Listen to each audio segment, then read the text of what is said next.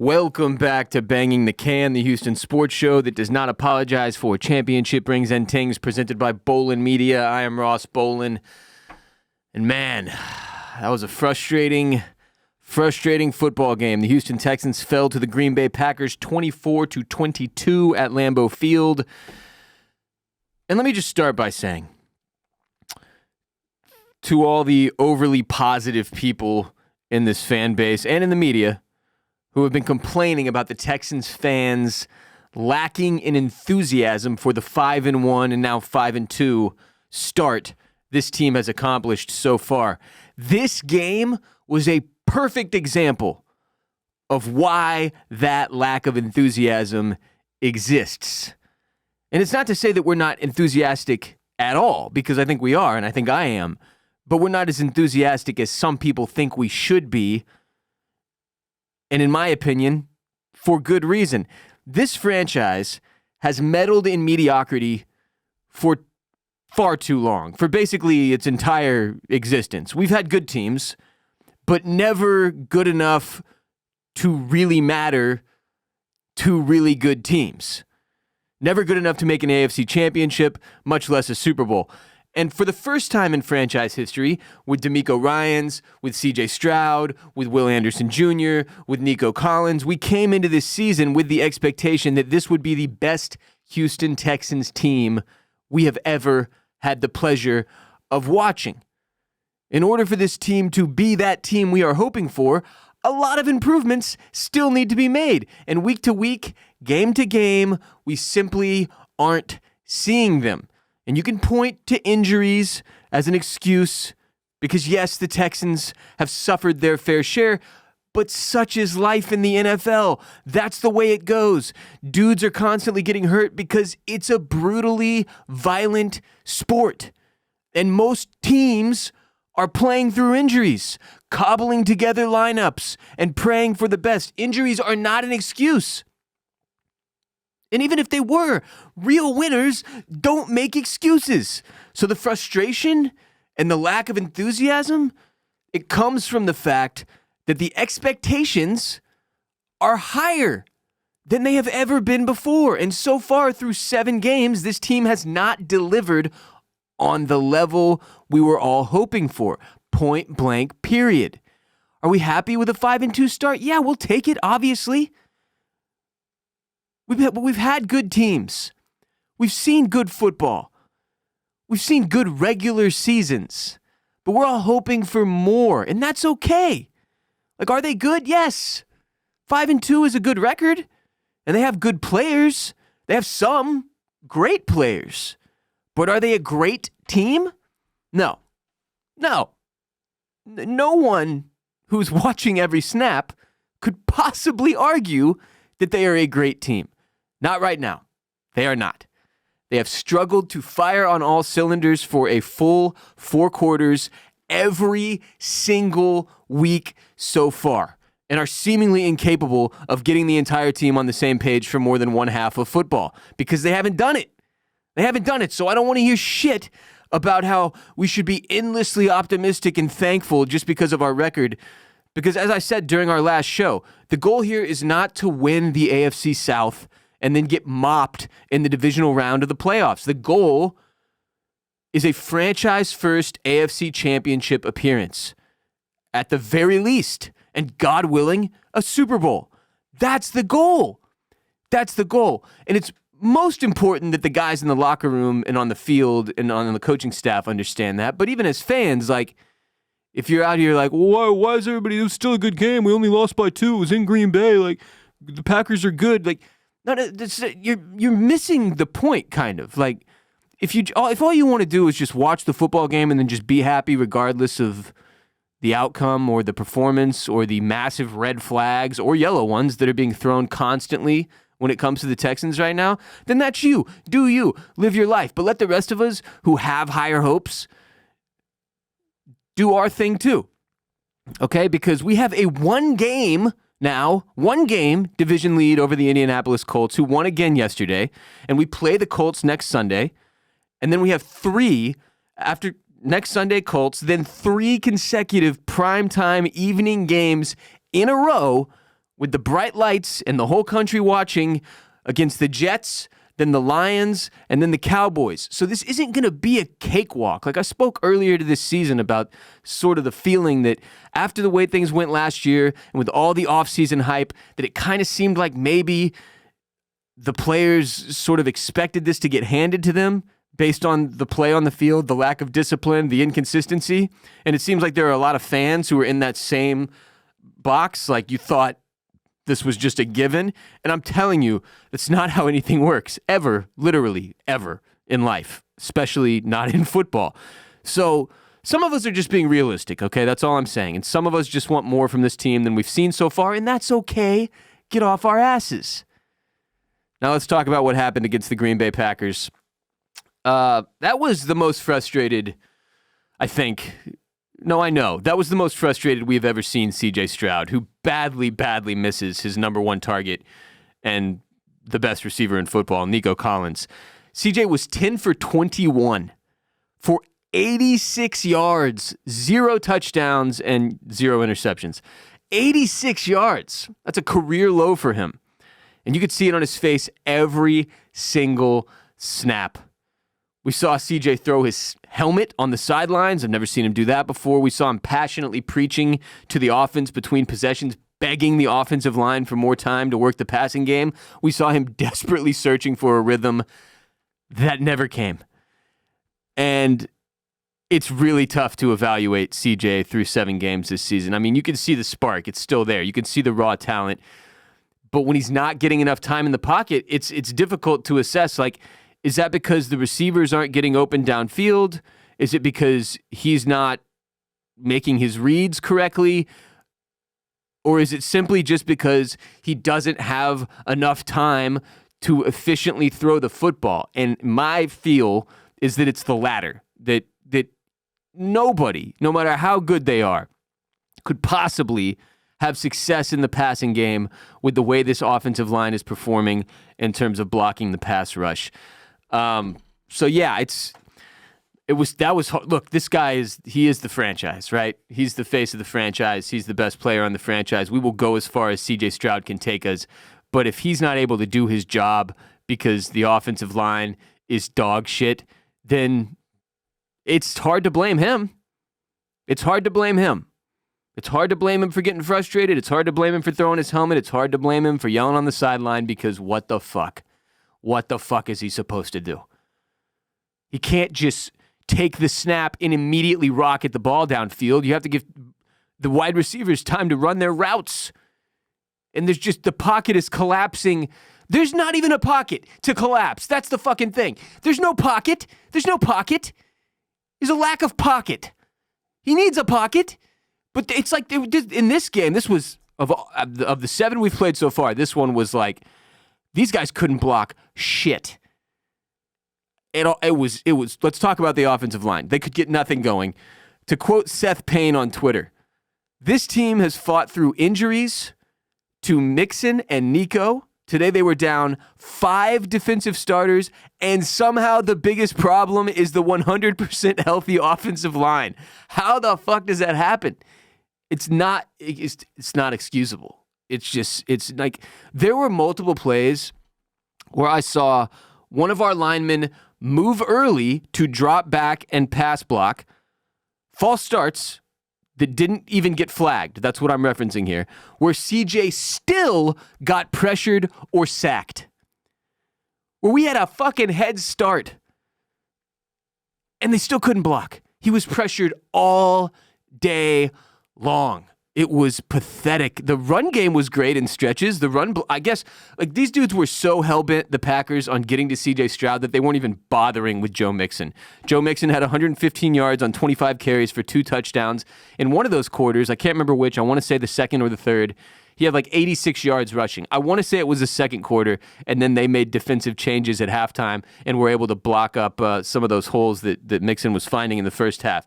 But there have been very few quarters of football through 7 games for the Texans where the passing game and the running game were both working at the same time. The balance simply has not been there. And the offensive line simply has to do better because this is something we've talked about Week after week after week after week, every single week, even when we've won.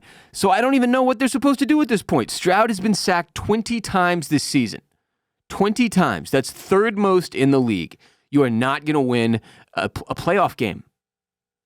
Being one of the three worst blocking teams in on the offensive side of the ball in football. You're just not going to. That's a huge red flag. Huge. That's like I don't know how to explain this to some of you. Like, if that doesn't change, this season will end in massive disappointment. That alone. All this other shit we talk about is not even going to matter. If he doesn't get time to throw the football, what the fuck? What the fuck? It's frustrating. And it's not even like there's like one guy who's the clear weak link. Like, yes, there have been weeks where, Laramie Tunsil gets 6 penalties or whatever, and it's like, well, that's the problem right there. But, like, did you see Tunsil get flagged yesterday? I don't think he did. I can't remember if he did. If he did, it was like once. But it's all of them. It's all 5 of these fuckers. Tunsil yesterday against the Packers allowed 1 pressure. Green allowed 3 pressures and a sack. Scruggs allowed 2 pressures and a sack. Mason allowed 2 pressures and a sack. Howard allowed 1 pressure.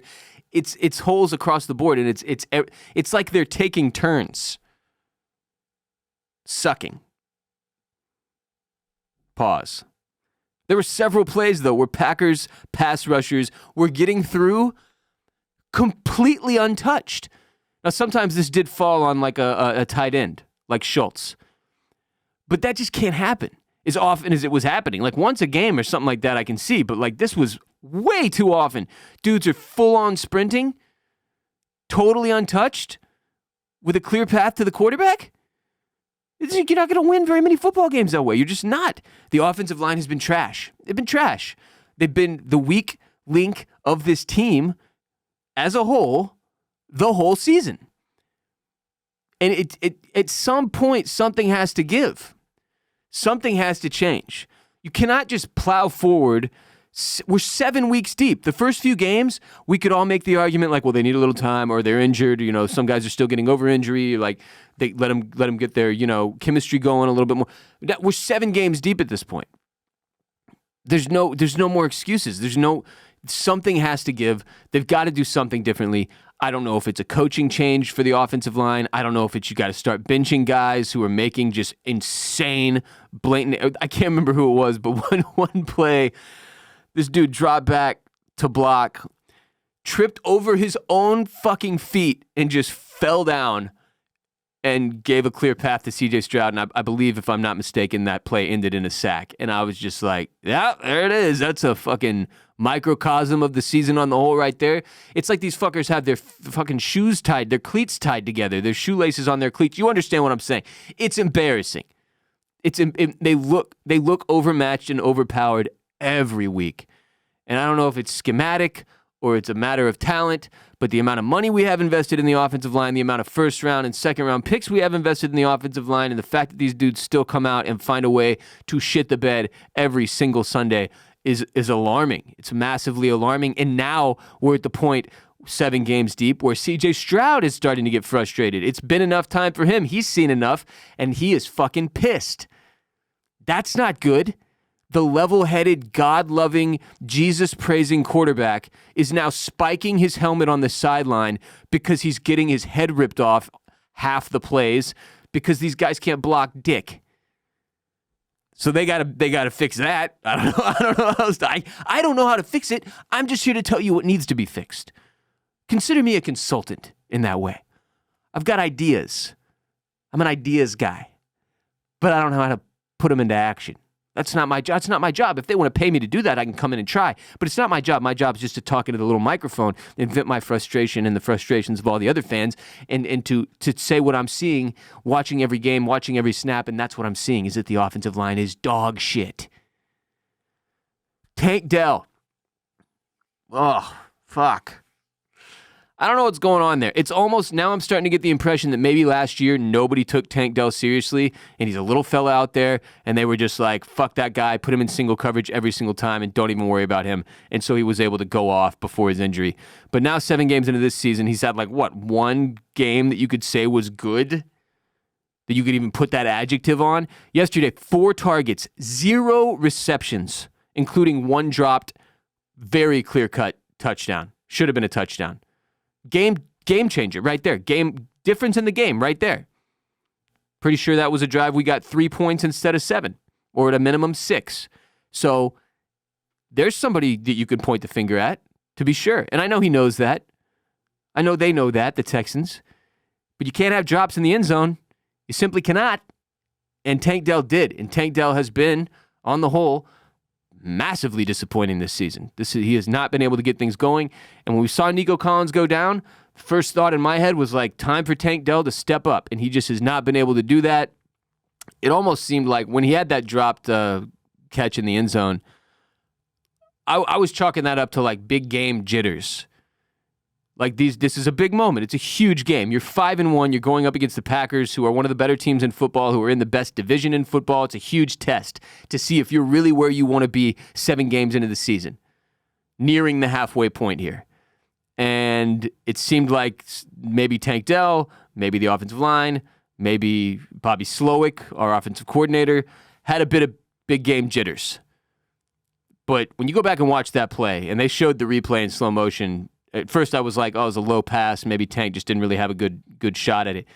No, this was a perfectly thrown football that hit him right in the fucking hands. And that was the game, you could argue, right there. That was it. There were a couple other moments that I'll get to, but that was devastating. We didn't have another shot at a touchdown pass the whole fucking game. So, Tank Dell it's been disappointing. Stephon Diggs, 5 receptions for 23 yards, but here's the rub.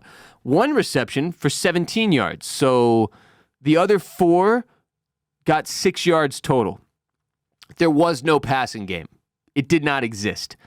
And I don't know whether to credit the Green Bay corners. Again, hard to tell because CJ never really had time to throw the football. The receivers never really had time to run their routes. These plays were like this, boom, bang, bong. It was fucking over. And I don't know who to blame, but like, I do know Stephon Diggs was trying to fight people before the game. And I think my father, my dad, described him as a boob. I was like, nah, I kind of like that. Like, you need somebody with some fucking fire in them, some passion, especially with what we've seen in this team. It's like a lot of softness. You need some hate. You need some anger. I like that Stephon Diggs brings that to the table. And at least he was able to get 5 fucking receptions, man. Leading receiver, even if it was for 23 yards when one of them was 17. We had a 19-14 halftime lead. Scored 16 points off 3 Packers turnovers. You had to feel good. You had to feel good going into halftime. But then in the back of my mind, I also felt like, God damn it. I know the second half is coming. And I know we have not been a good second half football team yet, and halftime adjustments seem to be an issue every game this season. And once again, we came out in the second half where we should have had all the momentum and confidence in the world, and we looked conservative, we looked discombobulated, and we looked worse than we did in the first 2 quarters of the game, which, man, like at some point, D'Amico Ryans and Bobby Slowick are going to have to look themselves in the mirror and accept their shortcomings and get better.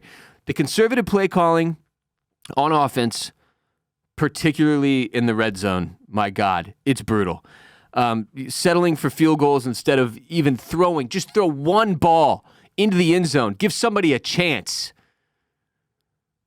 In a close game, brutal. Brutal to watch. Hashtag brutal. It's going to be a word I use a lot today. That was fucking infuriating. I think it was in the 3rd or 4th quarter. Game is close. We're in the red zone. Not a single ball. I think we're inside the 10. Not a single ball thrown into the end zone to even just give somebody a shot. And that's where you miss Nico Collins so much because, like, as good as Diggs is, he doesn't have the size that Nico Collins has. He's not the massive target that Nico Collins is. But yeah, settling for field goals. So when just like, oh my God, just fucking not throwing a challenge flag on what, in my opinion, was indeed a backward pass by Jordan Love that should have resulted in a 4th turnover. And again, could have been another moment that shifts the entire course of this game. Brutal. I don't know what happened there. I know that, obviously the coaches have a headset. They've got people up in the booth that are watching the replay, and they're supposed to tell them, like, throw the challenge flag or don't.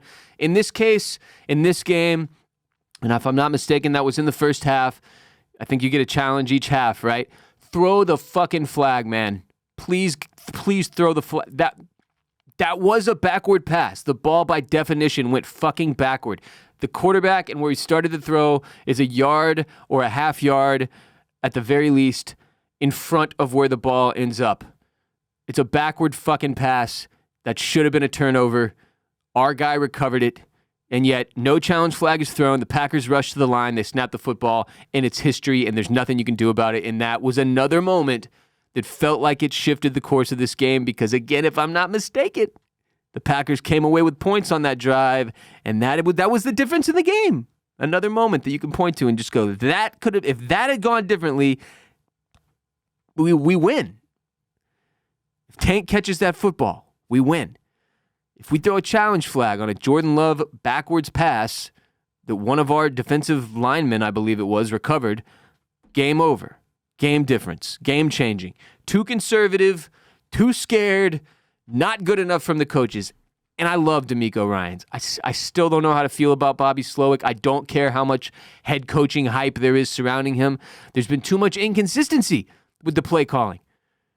The balance in the offensive scheme is off every game, even when we have been lucky enough to find success. It's not balanced, and it doesn't seem good enough to me. And I'm not saying, like, to make the game enjoyable. It's not good enough to make us kind of fun and sort of good and have a winning record. And that's not what I'm saying. I'm saying it's not good enough if you want to go to an AFC championship or a Super Bowl. Then it's not good enough. That's just the facts. I'm not trying to be a dick. I'm not judging. I couldn't do a better job than he is, but I'm not being paid to. I am being paid sometimes when we have sponsors, but today I'm not being paid at all. But when I am being paid, I'm being paid to consult, point to the problems. This is a problem. It is. It just fucking is. If I'm another team and I have a head coaching vacancy, I don't want Bobby Slowick. I'm sorry. He hasn't done enough to earn that. He hasn't done enough to earn it. He hasn't shown a high-level ability to scheme offensively consistently enough. If you want to hear the truth, that's what I'm here for. Defense. I'm hesitant to put too much of this on DeMeco Ryans. I'm calling Bobby Slowick out because there's more than enough evidence to say, like, Bobby, what the fuck? Throw the football into the end zone, brother. What do you? If he's getting pressured every drop back, call something that buys him more fucking time. It was like, you know how you've seen plenty of football teams that struggle with pass blocking, with blocking the pass rush. So what do? They get a mobile quarterback, right? That can scramble outside the pocket, and they call plays that call for that to happen. For CJ to move out on foot as part of the play, not out of necessity, but out of design. I didn't really see that. Maybe once or twice, but he couldn't really tell because, again, there's no fucking pocket in the first place, so he can't really tell. Is he scrambling because he was supposed to scramble, or is he scrambling because he was about to die? I can't really tell. But what I'm asking is, like, is Bobby Slowick doing a good enough job of recognizing the issues in game, which in this case were the fact that the defensive line was destroying us, and then making changes on the fly? And in my opinion, fuck no. Not even close to good enough. Like, you come into the game with a game plan, and then you get hit in the fucking face. Everybody's got a game plan until they get punched in the face. Then you gotta fucking move. You gotta groove. You gotta find another way, brother. And he didn't do that. But I'm hesitant to put too much of this on DeMeco Ryans because the defense was great. And this is a game where the defense forced 3 turnovers despite missing 5 defensive starters. You got Mario Edwards suspended, Azeez Al-Shire, Henry Tuatoto, Kamari Kamari Lassiter, and Jimmy Ward all out with injury, right? So these big names, guys that we've seen perform week after week after week, big pieces to the defense, they're all gone. And yet the defense was not the fucking problem here. 3 sacks for 25 yards on top of the 3 turnovers that they forced, flying around the football, next man up type mentality. You saw dudes' names who you've probably never seen before making big plays, and they looked good. They weren't. I wish we had maybe blitzed a little bit more because it seemed like Jordan Love still had a lot of time too often. But all in all, the defense was solid here. That being said, Eric Murray. Awful game from Eric Murray. But on the whole, if you force 3 turnovers and you get 16 points off turnovers, which should have been more because, again, the red zone play calling is too conservative, but if you get 16 points off turnovers, you should probably win. With our offense, with the talent on our team offensively, you should probably win. You wouldn't guess. There's not a single soul going into this game that you would have guessed that CJ Stroud throws for 86 fucking yards. And the defense forces 3 turnovers and we lose by 2. But the defense was not the problem. The defense looked good. The defensive scheme looked solid. There were a couple issues here and there, sure. But all in all, this was a solid game defensively that forced turnovers and gave our football team a chance to win despite having absolutely zero offensive momentum in the passing game in particular. So another moment, the 2-point conversion, the failed 2-point conversion, semi-questionable play call, in my opinion. You got to have that. We lose by 2. Failed to convert a 2-point conversion. We lose by 2. Failed to go for the end zone on a drive where we settled for a field goal. We lose by 2. Tank Dell drop pass in the end zone. We lose by 2. We end up with 3 on that possession instead. There were too many moments where it's well, if we could have just had that one thing go right, then this game ends up a win. But I think the bigger talking point is even if we had won this game, even if one of those few things we've pointed to did go right and we did walk away with a win, would you feel confident about the way this went? No, right? Not if you're sane, because CJ had 0 time. There was no pocket. He was pressured the entire game. He threw for 86 fucking yards. And nobody could get open downfield, or they couldn't get open downfield fast enough because there was no blocking, and it was hell. It was hell. It was very frustrating to watch for that reason. So, the Texans know this wasn't good enough, right? You watch the post-game pressers. You see the frustration from C.J. Stroud, and it's early still. It's not like there isn't plenty of time to make adjustments, to get better, to grow, to figure it the fuck out, and to implement new strategies and schemes that give us a better chance each week based on our opponent. But the pretty clear-cut areas where there needs to be improvement, if they do, in fact, want to compete for an AFC championship and try to make a Super Bowl run and try to be the best team we've ever seen wearing Houston Texans colors, they're going to have to be better with halftime adjustments, because going in at that, we are coming out after halftime every week. We are losing any momentum we had established very quickly, and we are getting out-coached on both sides of the football, but especially when it comes to our offense. Defenses are making changes at the half and adjusting and shutting down the areas we are excelling. And then we are in deep shit because, like I've said, we've not really been able to strike good balance much at all in terms of the passing and the run game this season for more than one half. Right? We've seen full halves where we're that was it. That was it. We should do that all of the time, right? But then it's a chess match. Then the defensive coordinator for the opposition is going to come out with fucking changes to try and stop the things we were successful at in the first half. It's not that complicated, right? I feel like I'm explaining football to a 6-year-old, that's kind of my point when I say I have concerns about this team. It's blatantly obvious shit that couch-dwelling doofuses like myself can see on the screen and go, well, that's a problem. So if I can see it, these dudes are paid millions of dollars to go out there and figure it the fuck out. They should be able to do that. That's where my concern is. I'm not going to live or die by what happens with the Texans in 2024, but like my hope is that they do something really special and give us all this huge sports lift that we desperately need because the Astros didn't make the ALCS for the first time since 2017. But that's we need this. I need this. I need this. But halftime adjustments have been a massive issue. The offensive line has been a massive issue every single game. The offensive play calling isn't a massive issue. It's just not consistent enough.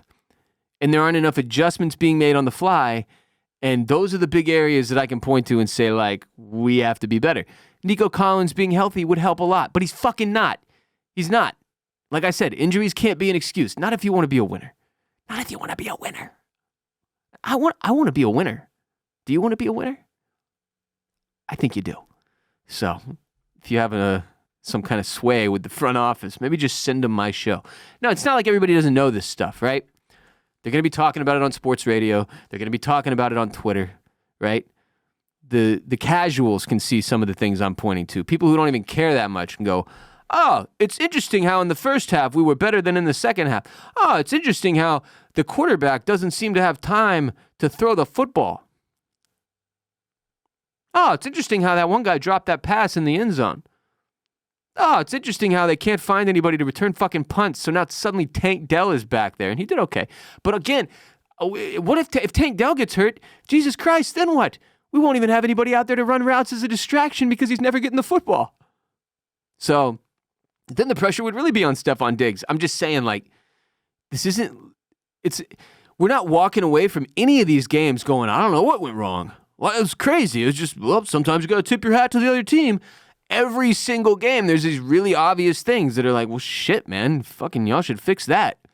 That's where the frustration is. That's why there's a lack of, like, Cowboys-level delusional fan enthusiasm, right? The Cowboys come into every season, oh, we're going to win the Super Bowl. And everybody that's a fucking realist is looking at their team going, no, you're fucking not. And they haven't in over 20 years because there's a delusion there. We don't want to be that. We want to be realistic about what we have on the field, and that should translate from fans to media to the players, hypothetically. So I'm not going to come in here and just blow smoke up your ass every week. Even when we win, sometimes if I see a bunch of issues, I'm going to point to them and say, that has to be better. Because otherwise, this is all going to be kind of fun. Yeah, we'll have fun. We'll have a winning season for sure. Unless the fucking wheels fall off the train. Why can't I never get the wheels and the bus and the train analogy correct? But is that good enough? You just want to have some fun, fucking make the playoffs and get the shit kicked out of us in the divisional round again by somebody that's a legit contender? I don't want to do that. Was it fun beating the brakes off the Browns last year? Yeah, that was a hell of a good time. Then you play the Ravens and it's like, oh, that team looked prepared. We want to be that team that looks prepared. I would like us to be the team that delivers the punch to the mouth just one time. Let's start there. It hasn't happened yet. They turned the ball over 3 fucking times, the Packers. And it still didn't feel like we hit them in the mouth. And we still lost because we made more mistakes. And it's the mistakes and the inconsistency and the lack of discipline that has translated to every game so far, win or lose, that drives my general lack of positivity. So, to close on a positive note, Deshaun Watson blowing out his Achilles is proof that there is some cosmic justice in this world. And I don't want to hear from the you should never root for another man to get injured crowd, because he is the exception that proves that rule. Deshaun Watson is a piece of shit, allegedly. Right? This man sucks. He sucks. He did the Texans and our fans so wrong. That was such a fucking dick tease, no pun intended. This dude rolls in, makes us think he's going to turn the tide of the franchise, has an incredible rookie season, has a solid second season, third season, forces his way out.